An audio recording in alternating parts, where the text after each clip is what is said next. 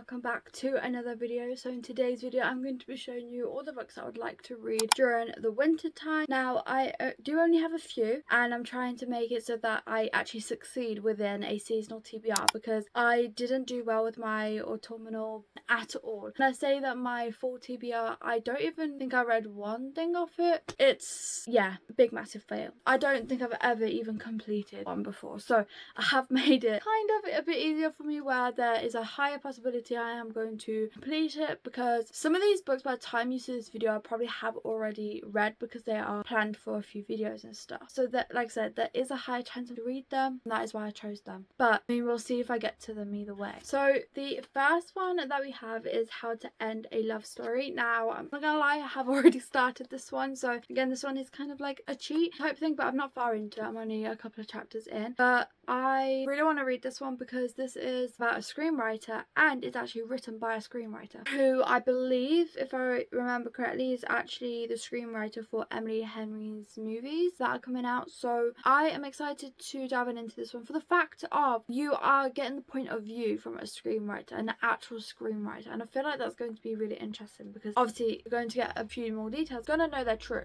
and I don't know, I'm just a little bit intrigued by that. But then there is also about a best-selling author who can't write her own happy ever after, so obviously it is a bit of a romance as well. But like I said, very excited to get on into this one, as I have heard amazing things about it. Then we have Girl Abroad by Elle Kennedy. Now I'm not going to lie, I don't know what this one is about at all, and I haven't heard a single thing about it. I haven't even seen anyone like read about it, haven't heard anything about it. I picked it up because it's Elle Kennedy. It says, when 19-year-old Abby gets the opportunity to study abroad for a year in London, it's the perfect chance to finally slip out from under the thumb of her beloved and overbearing retired rock star father. She's ready to be free to discover herself, but first off to meet the girl she's rooming with. That is, until she arrives at her gorgeous new flat to discover these roommates are actually all boys, charming, funny, insufferably attractive boys, and off limits with a rule against fraternizing between housemates after unwanted drama with the previous girl. Abby has never considered herself a rule breaker, but soon she's lying to her father about the living situation and falling for not one but two men she can't have: her rugby player roommate and a broody magician with a girlfriend. Not to mention her search for school has gotten her tangled in a deeply hidden scandal of a high nobility family surrounding her in secrets on all sides. Oh no. If there's any hope of Abby finding love answers or a future in London, she'll have to decide with rules and heart might be worth breaking. Oh no, is this a love triangle? Really don't like love triangles. If you've been here with me for a while, you know. Love triangle trope, not for me at all. I just can't with it. I really hope this is not a love triangle. I mean, the obvious answer would be the one without the girlfriend, but okay, I'm actually nervous to get into this one now, but it is for a video, so I suppose we'll see. We'll see how I feel about it. Then we have Scarred. Now, I would preferably like to finish the series, but I just can't see that happening. So this one is inspired by Lion King, I believe. So it says, Prince Tristan was never destined for the throne. That was always his brother Mitchell, the same brother responsible for both Tristan's tormented childhood and the scars that bars his face. When their father dies, Michael is set to assume the throne, and Tristan is set to steal it. The leader of a secret rebellion, Tristan will stop at nothing to end his brother's reign. When Michael's new betrothed, Lady Sarah, arrives, Tristan finds himself in the middle of a new kind of war. The kind of that begs the question, what's more important, the crown or the woman about to wear it? Oh, okay. Sarah has one plan: marry the king, even at the risk of their own barrel. Okay, this one does sound really interesting. I have heard good things about this one. I am a little bit nervous because I just don't know how I'm gonna feel about it, but these are quick reads. It might look a little bit thicker, and it is like over 400 pages. Oh, instead of 500. Wow. Okay, but like the font within the book is quite quick, and even if I read on Kindle Unlimited, it's still quick reads. So I am excited to get into this one. And I mean, I don't think it's given the winter vibes, but that is not what I was going for. Then we have Dating You, Hating You, which I actually believe was either on my summer TBR or was it a fall TBR? It was on one of the TBRs. It's been on many monthly TBRs. I need to read it, so I am adding it onto the winter one because I do have a plan for it. This one, it says, all's fair in love and war. Despite a meet awkward at a mutual friend's party, Carter and Evie immediately hit it off. Even the realization that they're both high-powered agents and competing firms in Hollywood wood isn't enough to smother the flames. Two agencies merge and they're prepared to survive the same position. All bets are off. This is like a workplace rivalry type thing, which does sound really interesting, and I am excited to get on into it, as sometimes this vibe is something that I'm looking for, but I just need to get to it. I don't know why I'm holding it off and just not picking it up. I mean, it's also a quick read.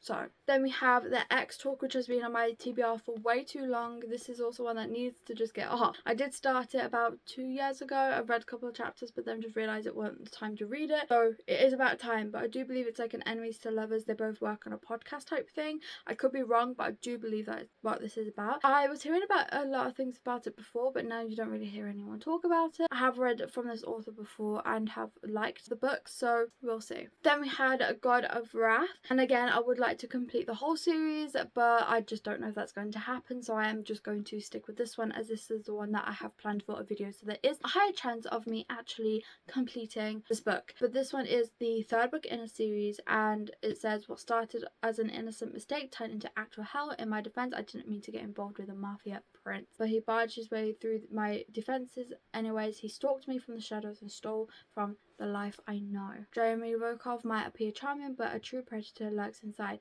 He's out to possess, own and keep me, but I have no plan to stick around in his blood-soaked world, or so I think. So this one just sounded really good. The first book I rated 3 stars, the second book I rated 3.5 I think, or 3.25, something like that. So I'm intrigued. I have heard that the series gets better, but I'm also looking forward to God of Fury and God of War. God of Fury mainly because that's the one I've heard is most people's favourite. So we'll see if I get to the whole series, but this is the one I am hoping to get towards more. Then we have My Dark Romeo. This one has also been one that I've been wanting to read for a while. It hasn't been on my TBR for a while, but it has been one that I've been wanting to just generally read since it came out, actually, because I have read books from both authors before. I have had a 5-star read from Parker St. Huntington, Darling Venom, so I have high hopes for this one. I'm not too sure what this one is about. Originally, for some reason, I thought it was like mafia, but I don't think it is at all, and I don't know where I got that from. But it says it was supposed to be a harmless kiss at the lavish debut ball, a clandestine moment with a handsome stranger, but unlike his namesake, my Romeo isn't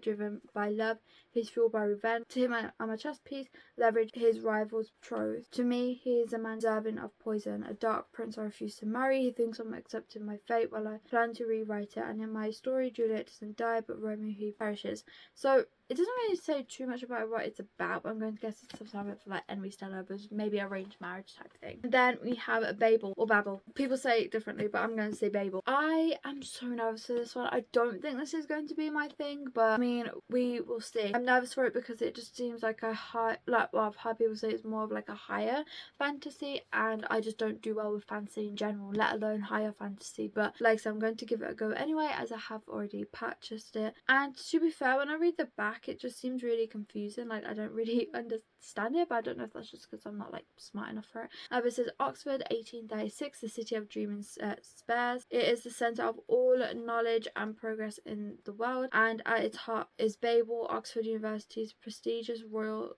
Institute of Translation, the tower from which all the power of the empire flows. Orphaned in Canton and brought to England by mysterious guardian Robin Swift, though thought Babel a paradise until it became a prison. But can a student stand against an empire? See, that confuses me a little bit.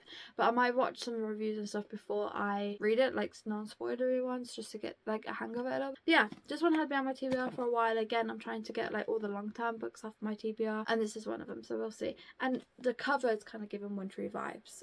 Then we have One of Us Is Next. This is also another long-term one, but only because One of Us Is Lying took me a while to read, and then I finally read that, and then it took me, and there was The Cousins, and I've only recently just read that one, and now there's this one. So I'm slowly making my way through it, but this is the last Karen McManus book I have on my shelf. It'll probably be the last one I read because the writing style just doesn't seem to flow for me, but this one is the second book from One of Us Is Lying. You know, I might change my mind in the future, but I can't really read for all of it because it is a spoiler on the back, as it is the second book. But yeah, I'm excited for it, but like One of Us Is Lying I rated 3 stars because I did start to get a little bit bored, so I am afraid that it's going to happen with this one, but we'll see. And then finally we have Dance of Thieves. I'm also hoping to read Vow of Thieves, but we'll see. And I'm not too sure about this, like what this one is about. I haven't really heard much about what it's about, but I have heard a lot of people raving about it, saying that they loved it, they loved the world, and just loved everything about this and the second book, and that most people rate them both 5 stars, or if not the second one 5 stars, but this one like a really high rating. So I am intrigued in reading this one, and I'm very excited for it as well. Okay, so that is the end of today's video. I know it was a quick one,